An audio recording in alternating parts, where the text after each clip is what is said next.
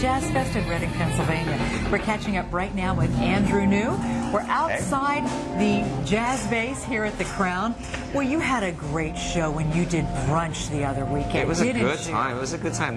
They came for the waffles, but they stuck around for the food, for the music. For the music. Yeah. Well, you've also been playing at some of the jam sessions too, Andrew? Yeah, did the All-Star Jam on Thursday, which was great. We did it over here in the ballroom, and it was a full house. I think they sold that out, and then played last night until 2 a.m. over here in the jazz bass. And you'll be here again tonight. Once again, yeah. That sounds like a lot of fun. Oh my goodness, well, you've come a long way with doing what you're doing.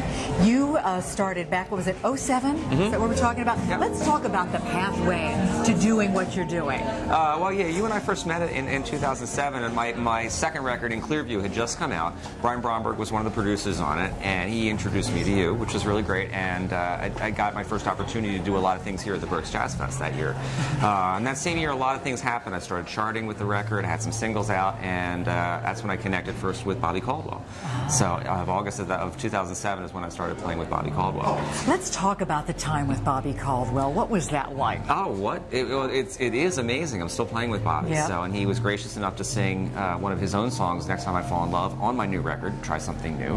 And it's just so amazing to be able to work with someone like that I've grown up listening to, and yet he's now become something of a mentor to me now. And his whole family is just wonderful and great. And you know, we do a lot of shows here on the East Coast, but I started with him in Santa Barbara and Palm Springs and San Diego, so he's really taken me all over. How did that connection come about? It was a strange type of thing, and I always say this, there's no such thing as good luck. It's always about just being prepared when that opportunity presents itself. And I was doing a concert with a big band at a college up in North Jersey, in Hackettstown. It was Centenary College, and I did a few solos, and I happened to meet this woman in the audience who happened to be Bobby's wife, Mary, who's just a sweet lady, and so we got to be talking, and I said, hey, you know, if Bobby ever needs a sax player, you never know, give him a, you know, have him give me a call. And sure enough, 4 days later, I got a call from Bobby. Wow. So it pays to open your mouth, doesn't it? Yeah. Always. Well, that's what it's also been about. It's been about all these wonderful connections that you've made, and relationships, and how your sound has developed and changed. Tell me a little bit more about that. Well, I mean, every year I feel like I've gotten a little bit farther in my career, and you know, up to this point, I've always tried to make sure to focus on being a musician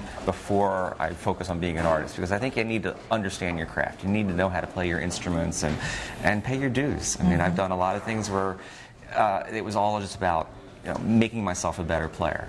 And even though it wasn't necessarily about the money, it was all about just working on my craft and trying to be ready when that opportunity presents itself. And here at Berks, it's been so great because I've had the opportunity just to go and hang with these guys and play with them, and play with Randy Brecker for the first time the other night. And it was just such an amazing experience to play with Randy, and I grew up listening to the Brecker brothers and Michael Brecker. And, wow, just to share the stage with him was definitely a point for my resume. I know at points it has to feel almost dreamlike, doesn't it? The way we all connect, and like you're saying, people that you grew up listening to, and now doing projects with them. That's pretty cool, isn't it? Oh, it is. It is. Especially when they really hold up in your mind in terms of you're not disappointed when you meet them, because these people are so great. And that's the nice thing about this festival and this type of music, is I think we're all coming from the same place. You know, we all have the same kind of challenges, and we're all just out there trying to make a living making music, and we love what we do.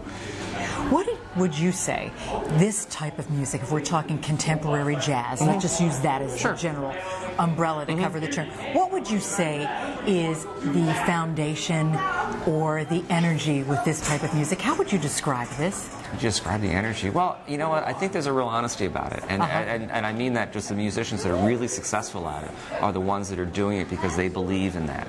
And I think there's people out there that are probably playing music that, you know, they're trying to maybe conform it to another style because they think that's what they're supposed to do. But I'm telling you, when you hear Gerald Albright play, it's genuine, it's real emotion, and all these musicians that are so successful and they connect with audiences is because they're presenting, you know, a real product. What do you want us to feel when we hear you play and perform and see you? What do you want us to get out of a show? Well, I mean, you know, I love what I do, and hopefully I think that carries through when people watch me perform. I just love my job, and it's for me, it's all about really trying to connect with the music, the other musicians around me, my instrument, and then connect with the audience. Because then, if they're starting to feel an emotional reaction, then I'm going to get that back from them, and that's going to make my performance go up another notch too. So you want to hear from us? We want to, yes, I want to connect with people. Right. Absolutely, that's right. why we do this, because music is about bringing people together. Don't just sit there. So if we're feeling it, no, make some noise. Make some noise, move around.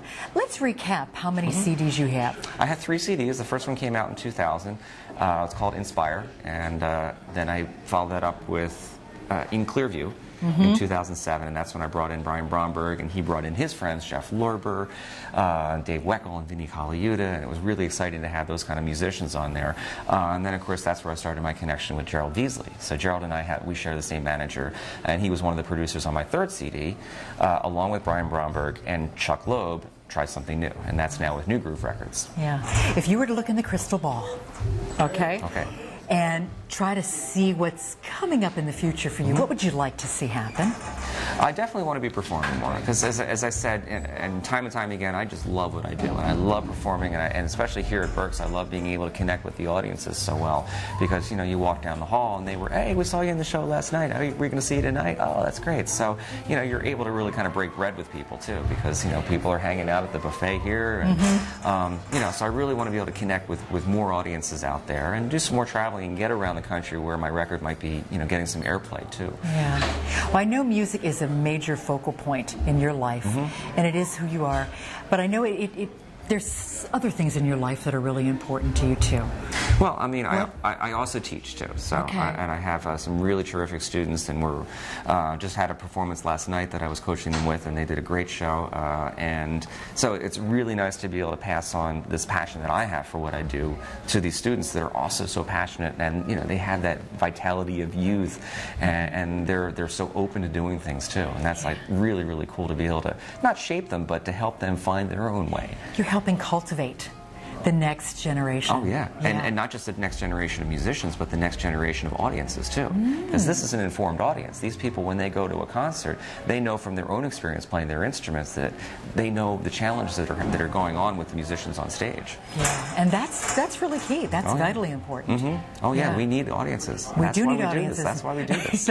And I mean, it's good to play music for music's sake, and sometimes we work on music that may not fit into another genre, and it may not even be something that people like, but it's important that we continue to do that. Yeah. Well, I'm really glad that you do. And thanks so much for taking time. My pleasure. Can't wait to catch up with you a little bit later when you're at the jam session tonight. That's right. Thank you, Andrew New. Thank you, Diane. We're coming to you from the 21st Annual Boscov's Berks Jazz Fest in Reading, Pennsylvania.